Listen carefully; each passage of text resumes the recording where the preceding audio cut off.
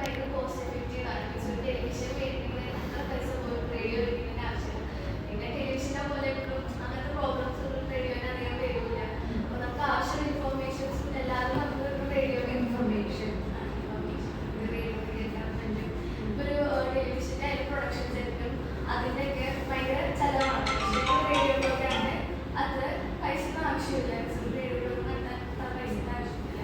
പിന്നെ ലോക്കലായിട്ടുള്ള ബിസിനസ്സുകാർക്കും അവർക്കൊക്കെ ഇത് ഭയങ്കര അഫോർഡബിൾ ആണ്. മീൻസ് അവർക്ക് ഇതിൽ റേഡിയോയിൽ അഡ്വർടൈസ്മെൻറ്റ്സ് ഒക്കെ ചെയ്യാൻ പറ്റും. മറ്റുള്ള മീഡിയം പോലെയല്ല. പിന്നെ അതുപോലെ തന്നെ നമുക്ക് കാറിലായാലും നമുക്ക് പോർട്ടബിൾ ആയിട്ടുള്ള ഡിവൈസ് അതിലൊക്കെ യൂസ് ചെയ്യാൻ പറ്റും. അങ്ങനത്തെ ചീപ്പാണ്. റേഡിയോ ടെലിവിഷനേക്കാളും കൂടുതൽ ആക്സസിബിൾ ആണ് ടെലിവിഷനും സോഷ്യൽ മീഡിയക്കാളും. പ്രത്യേകിച്ച് റൂറൽ ഏരിയസിൽ എന്താണ് television radio signal can travel more than television. ഇന്ത്യയിൽ